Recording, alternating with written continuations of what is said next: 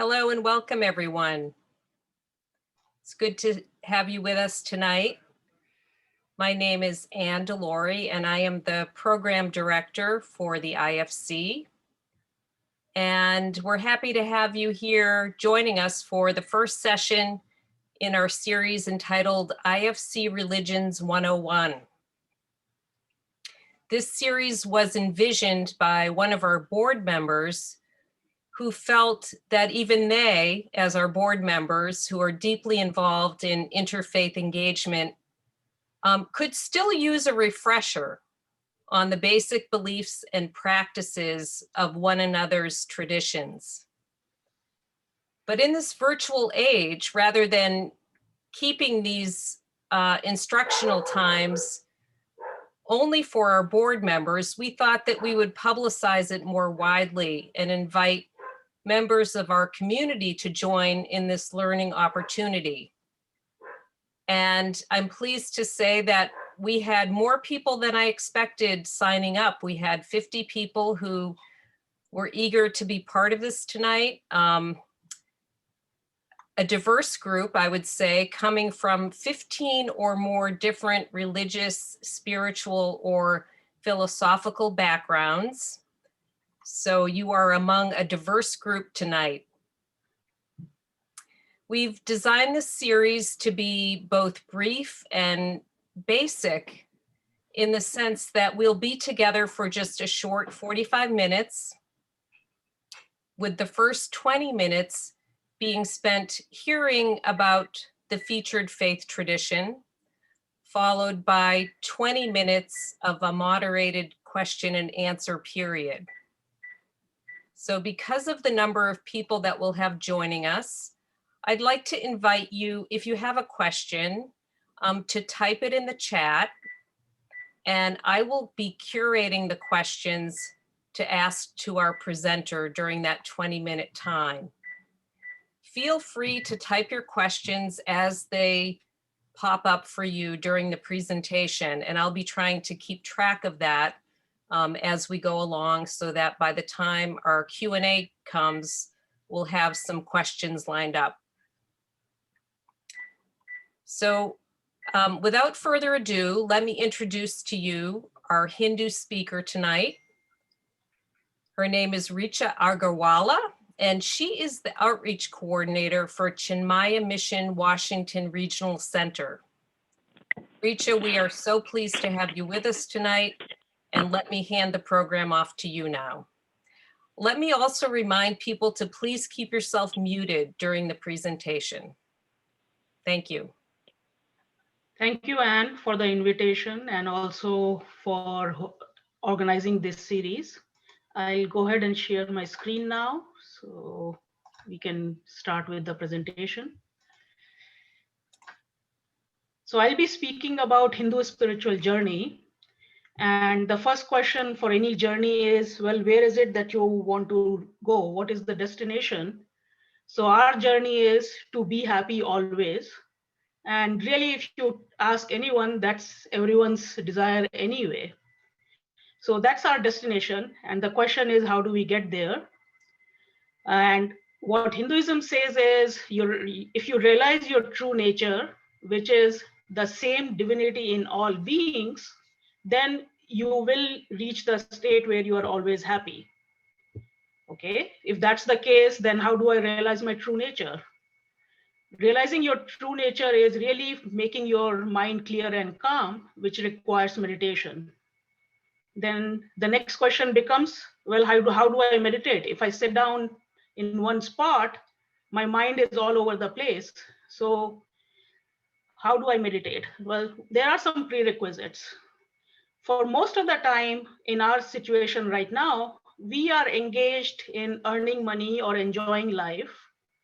And it is perfectly fine to be doing that as long as one does it subject to their dharma, which basically means actions that would sustain society and some helpful practices to be able to reach that goal is things like non-violence, truthfulness, and non-indulgence. So if you are earning money and enjoying life subject to dharma, your mind will be a little bit better than if you were doing things that were not according to actions that would sustain society. And then the second thing is, when you are acting, you must understand that whatever you do, the results of that will come back to you. So there is no getting away from what you have done. If I do something, results will come back to me now, or maybe tomorrow, or maybe later in my life, or even the next life. So there is a huge incentive for us to do well in the way that the society is sustained, and it is according to what we should be doing. And one other thing about dharma is, it's not a set of guidelines or list of do's and don'ts. It's really more nuanced than that. It is dependent on the context in which you are. So the same action is right for one person at one time and completely wrong for the same person at a different time, or completely wrong for a different person at the same time. So all combinations are possible there. So you really have to figure out what's right for you. All right, so I am living my life in a way that's sustaining society. I know what I do, I'll get the results. What's next? Well, the next thing is, approach all your actions as a selfless service. And that's what's called karma yoga. You're not doing them for the fruits you will get. You are doing it because that's the right thing for you to do, and you are approaching it as a selfless service. So when you do that, your mind will become a little more quiet. Because, and the other thing that will happen is, you will realize that there is a different kind of joy in doing this kind of service. You don't have to be doing actions only to get fruits for yourself or your family or whoever, whichever group you associate with. Then the next thing about Hinduism is, to go deeper beyond karma yoga, is that every person has a certain inclination. So there is no one fixed path for that everyone must take. You choose a path to go deeper in your spiritual practices depending on your inclination or temperament. And some of the paths, the three common ones, are path of knowledge or Jnana Yoga, where the emphasis is on study and practice of scriptures. And this is practice of scripture part is important. It's not just academic study. You are trying to incorporate the values and the knowledge that you are gaining into your life. Then the second path is Raja Yoga, which is path of meditation. And it is a highly disciplined practice, including the asanas and pranayama, the breathing exercises and the postures that's very commonly known as yoga in common society. And then the third path is path of devotion or bhakti yoga, where all you are required to do is love and surrender to God. But the surrender is complete, not like when you are happy then or not happy, then that's the only time you visit the temple. So these are kind of the three paths, and you can kind of see the people who are more intellectually oriented, who question things a lot, they are the ones who are likely going to go for path of knowledge. The ones who are more physically oriented are likely to go towards path of meditation, and the ones who are more emotionally oriented will be the ones for path of devotion. So depending on whatever your predominant temperament is, you can choose a path, but it doesn't mean that they're mutually exclusive. And that's kind of why they are in this dotted box. It's not like you choose one path and that's the only thing you do. You can mix and match over time. But regardless of whatever you do, the ultimate goal is the same, which is to realize the same divinity in all beings. Make your minds clear and calm, and then the divinity flows through naturally. So what do we mean by divinity in Hinduism? So in other words, what's God in Hinduism? There's really three levels of understanding. One is at the absolute permanent level or absolute level, there is one universal transcendental divinity, which is available everywhere at all times in all beings. It's called by different names like Brahman, consciousness, or pure spirit. And the easiest way I think about this is, because it's so abstract, it has no forms, no qualities, nothing. So how does even one relate to this level? The way I think about it, and the example that's given in our scriptures, is one of waves and ocean. Is a wave different from ocean? Well, in a sense, it's the same thing as the ocean, but it jumps around for a while and then goes back and merges in the ocean, which is very similar to what we can see in a sense, not everything is very, very similar in a sense. It just looks different for a while and then goes back and merges in the same divinity. So if this is too abstract, at the level of creation, one can see the supreme divinity immanent as creation as supreme Lord, okay, as something that has that is still formless but has qualities. So this becomes the source of creation and is called by names like Supreme Lord or Ishvara. So the first level was no forms, no qualities. Now at the level of Ishvara or Supreme Lord, there is still no form, but there are qualities like all-knowing, all-pervading. And at this level, one can think of it as in the nature, who's the one who's giving the laws of nature that are always maintained? Well, that force or that power is Ishvara. And then this Brahman can be worshipped in many names and forms called murtis. These are the murtis that symbolize the ideals we want to live by, and they invoke devotion. They don't have to be in human forms, although they can be. And also the symbols carry significant amount of meaning behind them. So for example, here is one murti for in female form, some in male forms, including human form, and one of Lord Ganesha, which is half human, half elephant. And then we also worship divinity in animals, such as cow, and our natural resources. They are very much part of our entire creation and not different in a sense from any living being, as well as specific symbols that carry meaning for us. So the next thing is, well, what are some common symbols and what meaning do they carry? So for example, for Ganesha Murti, we have big head, which represents think big, small eyes, concentrate. Axe is for cutting all bonds to materialistic attachments, and so on. Similarly, large ears for listening more, small mouth for talking less. So when somebody is looking at a murti, they are not just looking at a physical piece of sculpture. There is a lot of meaning associated with it. There are a lot of stories to go along with all the murtis. And the idea simply is to develop devotion, but because those are the kind of qualities you want to imbibe in yourself. So when you look at them, that's the feeling you are getting is I'm trying to concentrate more. So maybe I should be thinking of Lord Ganesha. Okay. So then the next set of symbols, the common symbols known are Om and Namaste, where Om is the primordial sound of creation. The symbol itself has meanings in terms of the different states, as well as the samadhi is represented by the dot on top of what's separating our states from samadhi is illusion or maya. And that's the symbolism in the symbol itself. Then Namaste is a common greeting for us, which means that I bow to the divinity in you. So these are common ones. The not so common ones, but still fairly visible, are the Trishul, which has 3 points. One of the meanings of, there are multiple meanings associated with the 3 points. One of them is creation, sustenance, destruction. Then lotus is a common symbol, which signifies calmness, clarity in the world, but not affected by it. It grows in all kinds of places that are not very clean, but it itself is one of the purest things.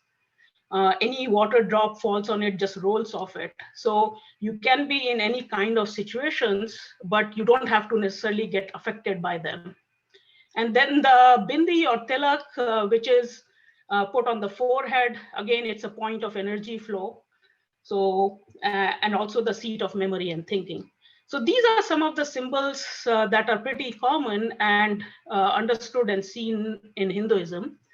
Another one that's associated with Hinduism for a very long time is swastika, which it's by itself means su is good or well and asti is to exist. Swastika by itself is a symbol that is invoked for bringing good luck or well-being for all. Obviously, this is not the context in which it was used by the Nazis, but that's what it is. It means. And it's mentioned in a mantra in Rig Veda, so which is one of the oldest scriptures known, at least 7,000 years old. So this is definitely not a new invention, but a very well-known symbol in Hinduism, as well as other traditions from the East. And what does this symbol mean? It can signify multiple things. One of the things it signifies is the 4 goals of human life. So we talked about artha and kama, which were to earn money and enjoy life, subject to dharma, with liberation or moksha being the ultimate goal. Reaching your true nature is moksha. Okay? So one is symbolism of swastika is this. Another one is one of cyclic time, to represent 4 seasons or ages. And if you really go in East Asia, Southeast Asia, you can find it in front of various buildings, as well as decoration in homes and temples. So it's a very widely used symbol in the East. So this is what I wanted to cover as a very, very brief summary of Hinduism, in terms of what the journey is, what God means, and what are a lot of different symbols. And they are not just made up symbols, they carry a lot of meaning behind them. And at this point, I'll stop sharing and we can go into Q&A, as the best discussion is usually in Q&A, not in presentation itself. Well, thank you so much, Richa. You explained a very, I would say, complex and rich tradition. And I don't know how you did it in a short 15-minute period. I'm just in awe. So I would like to kick off the Q&A as our audience is thinking about questions that they may have, with bringing us into a contemporary moment, which is that here we are as people of faith living in the midst of a pandemic, and that's really front and center in all of our lives right now. And it's impacted our faith communities in profound ways. Everything from communal prayer to religious education for our youth and children, to holy days of observances. And I'm just wondering if you could share with us a few ways that your Hindu community has adapted in COVID times. Right. So like everyone else, we moved all our programs online. So this was also the first time we celebrated Diwali online, if that's possible. What we are having is we are having all our weekly programs in which the students are also attending their classes online. And as part of the festivities, we had people do the puja and share it on Zoom. So yes, I mean, just like everyone else, for us also everything has moved online. Thank you.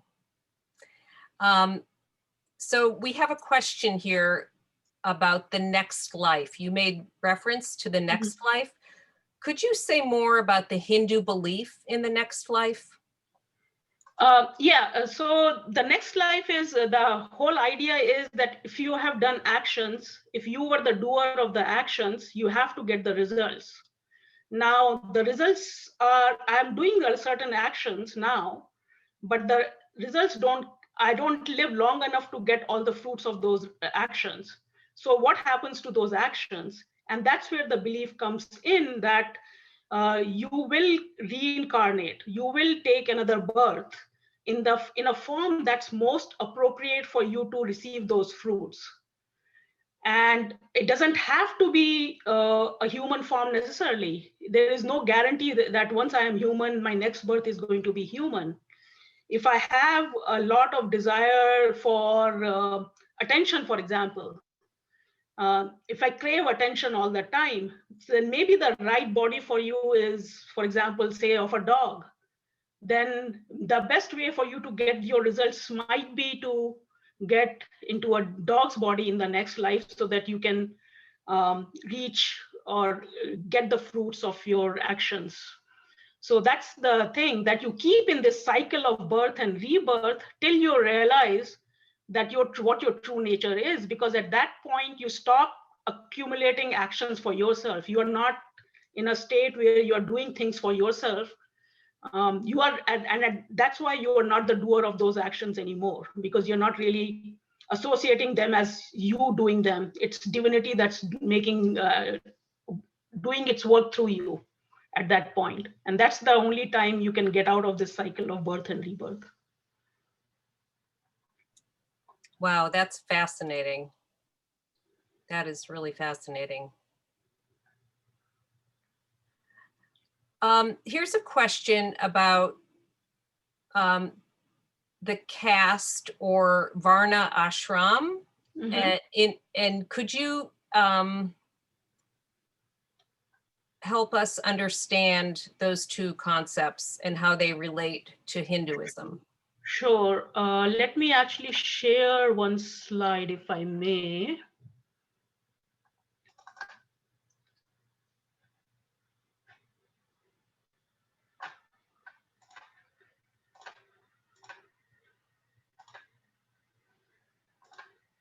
All right. So this is one of the most confusing topics for non-Hindus. So in what is present in Hinduism is that there are 4 traditional varnas, okay?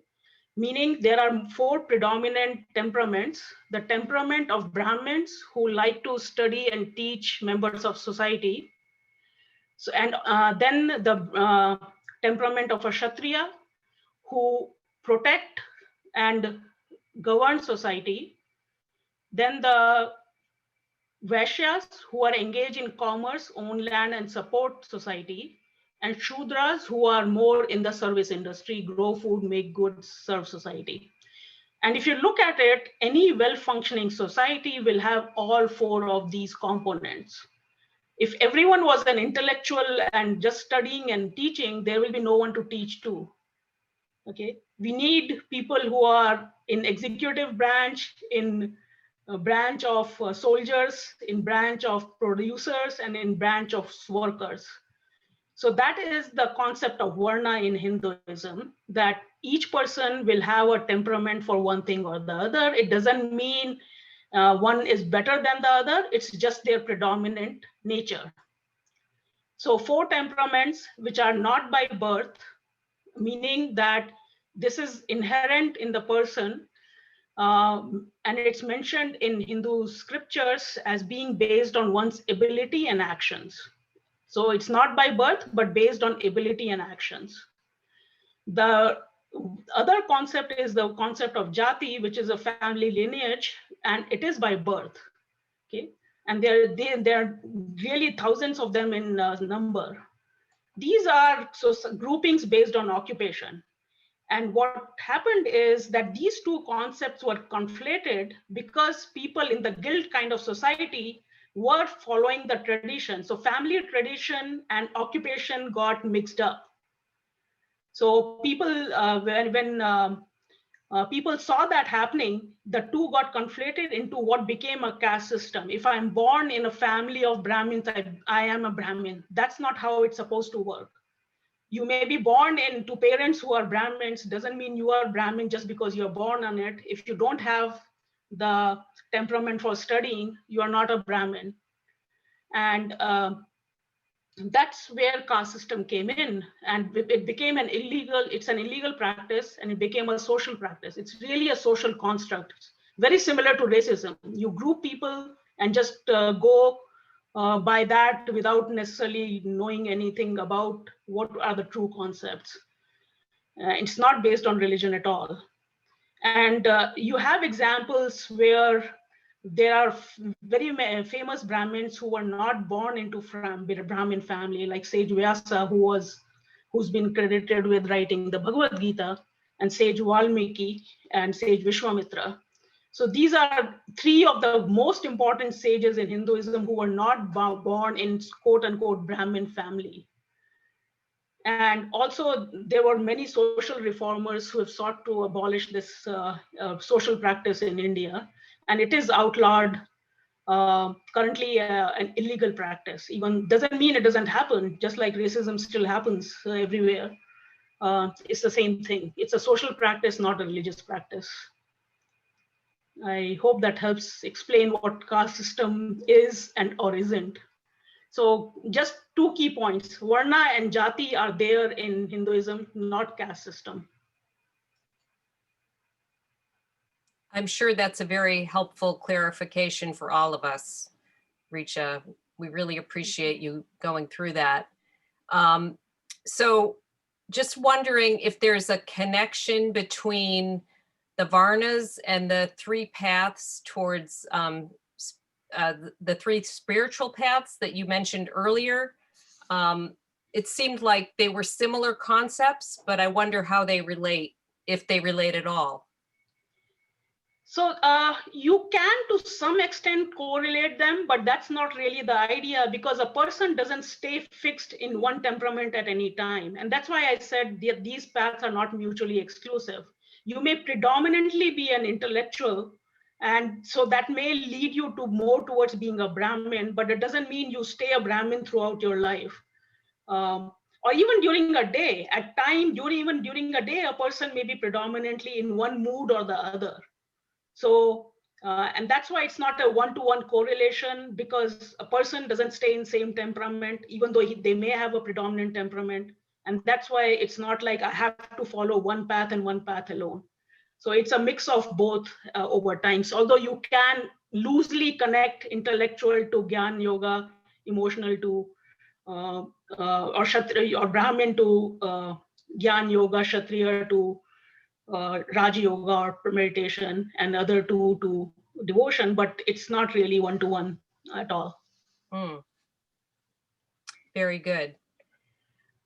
We have a question here about the observance of Holi, which is, I think, the next major religious Hindu holiday. Could you tell us a little bit more about that and how it's observed?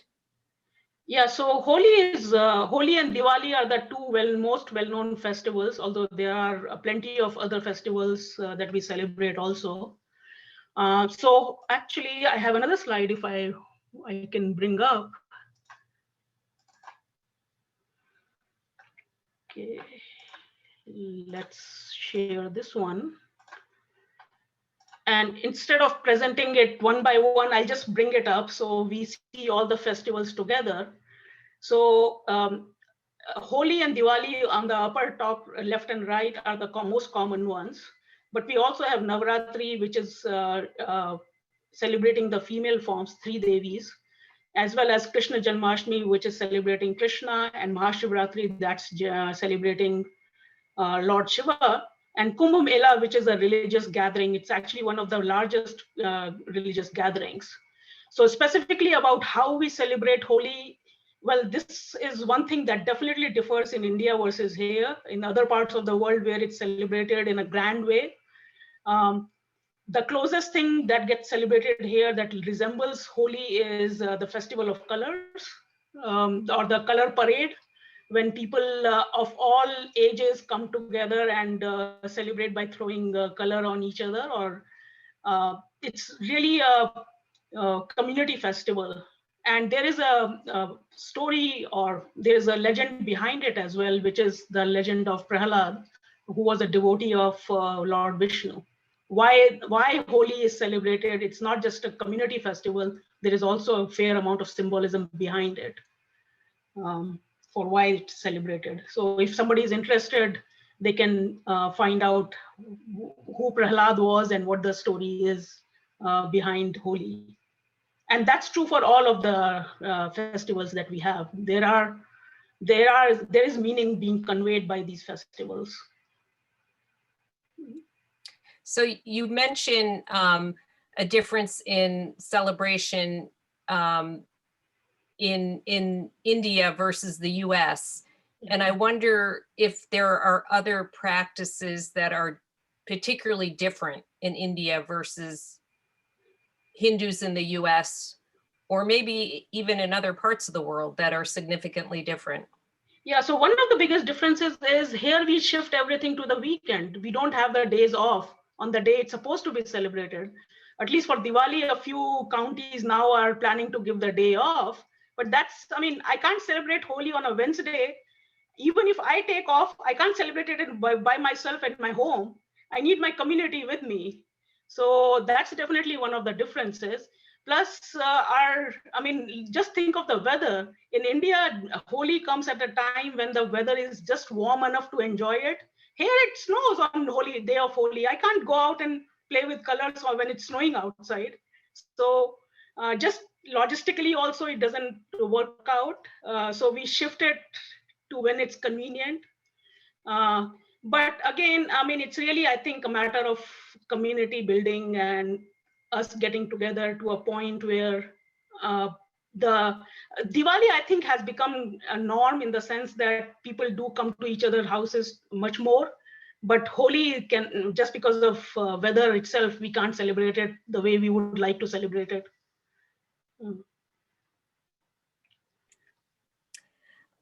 So here's another question. Someone wonders, is there a sort of broadly held perspective on a Hindu view of sort of gender and sexual identity? How Hinduism views those issues? Yeah. So again, everything circles around clear and calm mind. If you identify in a certain way, that there is no barrier for you to say, nobody's going to tell you you shouldn't feel that way. You feel honesty at that point is the biggest trait you need to have. If you feel a certain way, then that's the right way for you. Nobody else is a judge of you. In fact, there is a talk of third gender in scriptures themselves. So this was recognized way back, thousands of years back in Hinduism as a valid thing. They didn't define third gender quite in the way we do it now, but there is mention of that. And anything and everything that you feel is right for you. But you have to be honest about your feelings. You can't say, I feel a certain way just because it's cool for me to feel that way. Or that's what society expects. That's not being truthful to yourself. Your response brings me back to the first thing you said, which was that that the path of Hinduism is achieving your true nature. Yes. Yes. All the characteristics or qualities you put on people are superficial. Your true nature is the same no matter what. I mean, so, gender, color doesn't matter. So we have a question here related to bhakti yoga. And can you relate the non-dualistic path to dualistic paths that most people follow in worship in Hinduism and in other traditions? Right. Yeah, so dualistic, so in bhakti yoga, one way of interpreting it is, how do you realize your nature when you are following a dualistic path?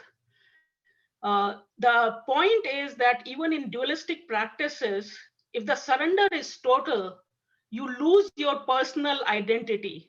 You lose your individuality at that point if the surrender is total. And so that's at that point also you are then merging into the same divinity. But again, the surrender has to be total. Without that, that connection will not come. So you can have a dualistic path, and that path also at the extreme end will leave you to you not being bothered about you as a separate individual.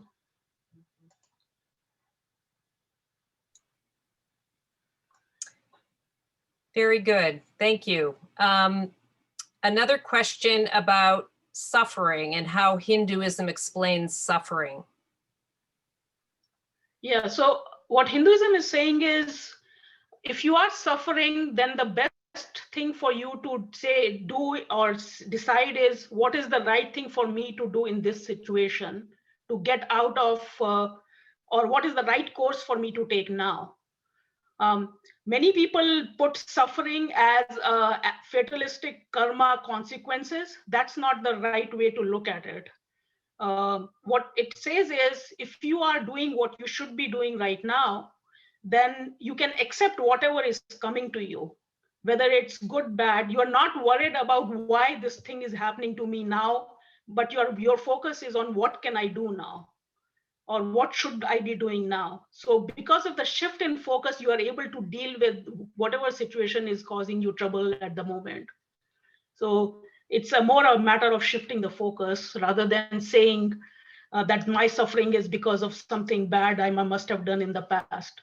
Well, there's no way for you to truly know what you did in the past. So there's no point worrying about that. It's the other thing in this one is, if you have the dualistic path in this sense, then you can say that whatever I'm receiving is best for me. That's another thing you can say is, it's not my, I don't have to worry about why I'm receiving it now. Whatever it is that I'm receiving, that's the best thing for my growth at this point.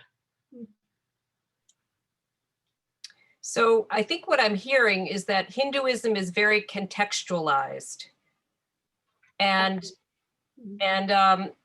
it's also action oriented, and Yes. and very faith filled, in the sense of trusting that there is something bigger working in your life, that Yes. the spirit is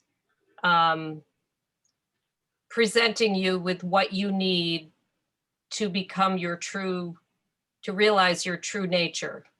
Yes, it presents the framework in which everyone can find their own path that's best for them. It's very experiential in that way. So at different points, different things are right for you. If you haven't done the preliminaries, it's best to earn money. If you haven't earned money, if your focus is still on earning money, you might as well go ahead and finish that aspect first, without trying to do selfless service. Okay, so because your focus isn't going to be there. It's not trying to say it's bad to earn money. If that's where you are, be there. Just know you have things coming up, and you will grow eventually. And the other thing it says is that everyone eventually will reach liberation. It's just a matter of how many millions of lifetimes it takes us. There's no hurry. You don't lose any gains that you've made. Just you'll keep coming back if you don't make progress. You can make progress, or you can devolve yourself in any lifetime. It's up to you. So you're not competing against other people. Not at all. It's very individual based. Mm-hmm. And all the people are there and giving you situations to make you grow. So don't beat up on your spouse for making things difficult. He's just making you grow. A question here about the purpose of prayer in Hinduism. Uh-huh. So purpose of prayer, calming the mind. Ultimate goal is that only. Of every practice, even actually, not just prayer. Every practice is geared towards giving you a better, clear and calm mind. So I'm recalling that one of the teenage girls that I was in a dialogue with last week, she was from the Hindu community, was telling me about a guru that she studies under. And it made me wonder, how common is it for Hindus to have a guru in their lives that is kind of their spiritual mentor? So what Hinduism says is, if you are ready for a guru has no choice but to come to you. So now you can look around and see how many people are truly ready for a guru. So I don't have a percentage of how many people have a guru, but all I can say is, and I've seen it in my life myself, is when you are ready for one will show up. You don't have to go looking for one. In fact, you can't go looking for one. You'll find a really bad one at that point, because you are not a judge of a guru. I mean, you don't know who's going to be the right guru for you. You just be ready to receive when one shows up. Yes, as one of our participants quoted here, when the student is ready, the teacher will appear. Yes, exactly. So Richa, I noticed that we're getting short on time here, and I know that there may be more questions that emerge as we leave each other tonight. And there may be people on the call who, after this encounter, want to learn even more about Hinduism. So for anybody who's here tonight and wants to learn more or experience more about Hinduism, what would you suggest would be a next step for them to connect to maybe your community or the Hindu community in the DC area?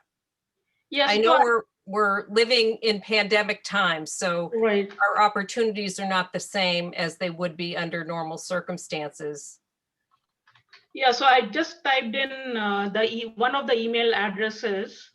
So if you send an email to outreach@chinmayadc.org, as in my role as outreach coordinator, I'll be happy to put you in touch with people from different temples, depending on what you're looking for.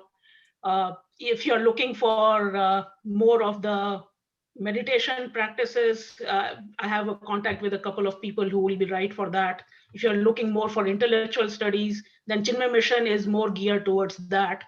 And if you're looking for devotional practices, I see at least a couple of people on the call who are associated with temples directly, and they would be the right people to. So I can help you get in touch with, depending on what you are looking for. Thank you. I know that that will be much appreciated by many people here on the call. And I expect that you'll be getting a number of emails in the coming days. No problem. Actually, this email will go to 3 people, so I won't be the only one. So at least one of the 3 will pick it up. So it is time to conclude our session tonight. I want to thank Richa, and maybe if we all just unmute ourselves and give a whatever, a cheer or a thank you to our wonderful speaker. Most welcome. Thank you. Thank you for joining. Thank you. Thank you so much. Namaste. Thank you. Thank you, Thank you. Richa. It was great. Soon. It was very eye-opening. Thank you. Thank you. Thank you, Richa. Slides available through IFC. Yeah, so let me just make a couple of closing remarks here. We did record this session, and I will be in touch with Richa about the possibility of sharing her slides with those who attended tonight. And we will be recording all of these sessions and figuring out a way to make those available. So if you know somebody that missed tonight's program and is interested, there will be an opportunity for them to receive the recorded version. I want to mention that our next session will be on Zoroastrianism, and that will take place on Wednesday, February 24th at 7:30 p.m. And if you joined us tonight, you will receive notification of the next session. But be on the lookout for that invitation, and we hope you'll join us again next month. Thank you so much. Thank And you. good night. Thank you so much. Yeah, so if you send me an email, Thank I will you send all. the slides over. Thanks. Thank you. Yeah, Thank you, Richa. a great evening. Thank you very much. Thank you. Thank you so much. Thank you.